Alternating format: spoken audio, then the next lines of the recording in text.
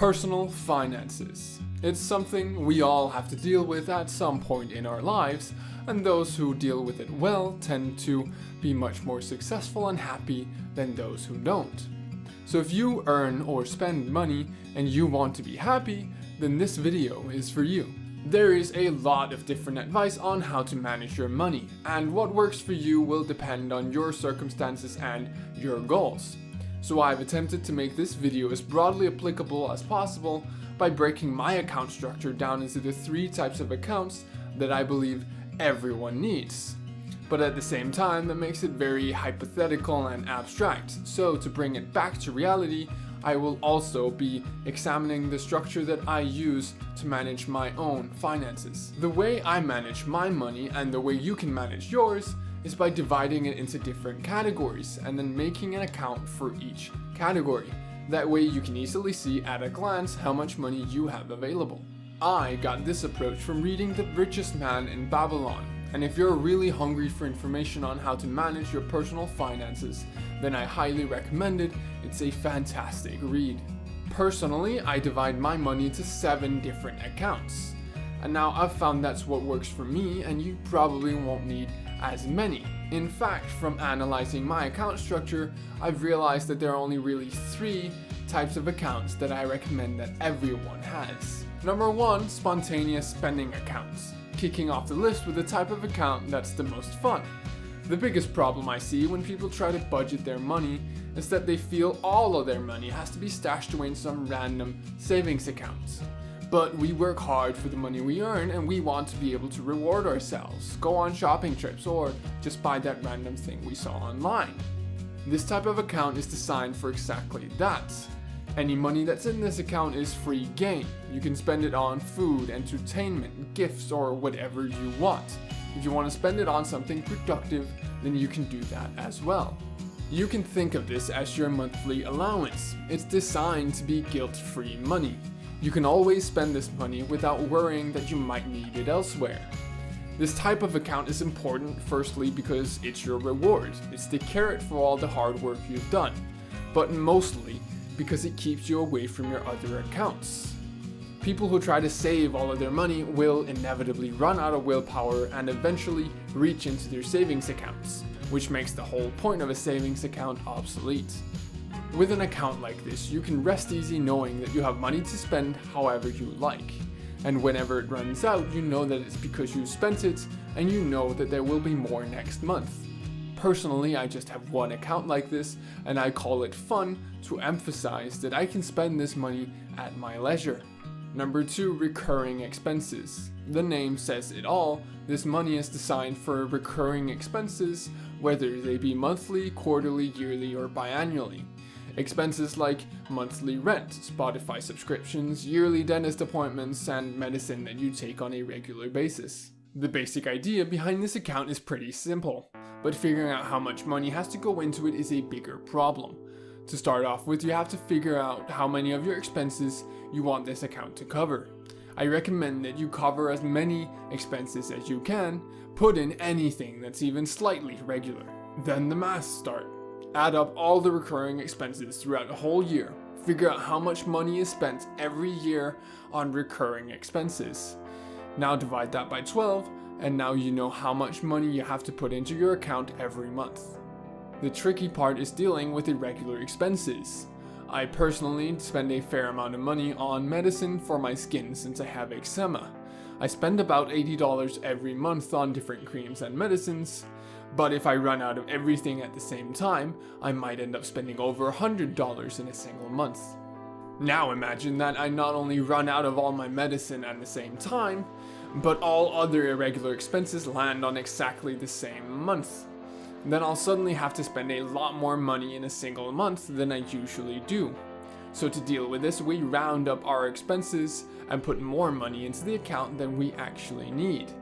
And then we have to figure out our worst case scenario.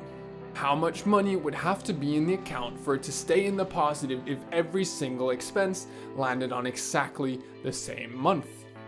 This is your worst case scenario, but it also means that if there's ever any more than this in your account, you can safely take it out and put it into any other account that you want. The importance of this account is to separate out the expenses from your fun money, and to guarantee that you always have enough money available to deal with the expenses that you can predict.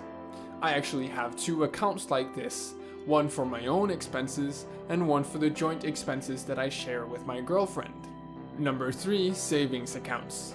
When people refer to savings accounts, they usually refer to emergency accounts or a rainy day fund. But I have decided to make the category broader than that. I do agree that there is one type of savings account that everyone should have. Everyone should, without a doubt, have their own emergency account, where they put money aside every month that they do not touch unless it is an emergency.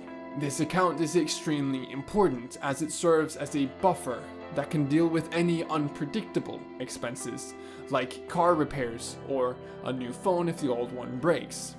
Without an account like this, one emergency or accident can throw your entire budgeting system out of balance. But plenty of other people have talked about the importance of an emergency account, so I won't talk any more about it.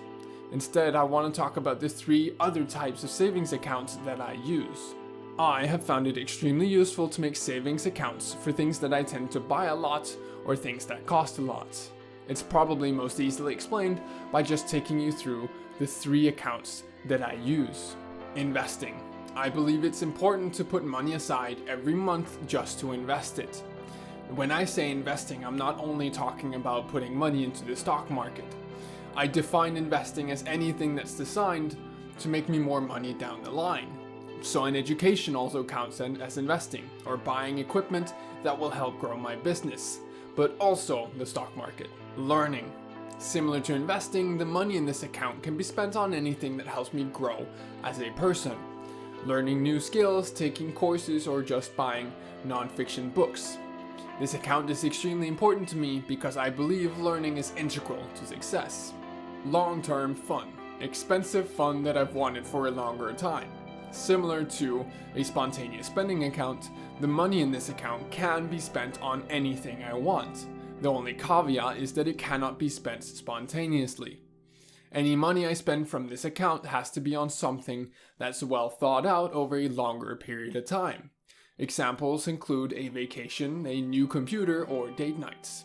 I decided to make this account because a lot of the stuff I want is fairly expensive, so I have to save up for it. But I don't want to encroach on the freedom of the spontaneous spending accounts by telling myself I have to save up money because that money is supposed to be guilt-free. You might have noticed that some of the savings account overlap in the way the money can be spent, and that's by design. This way, if I feel it's appropriate, I can spend money from multiple accounts to make a single purchase.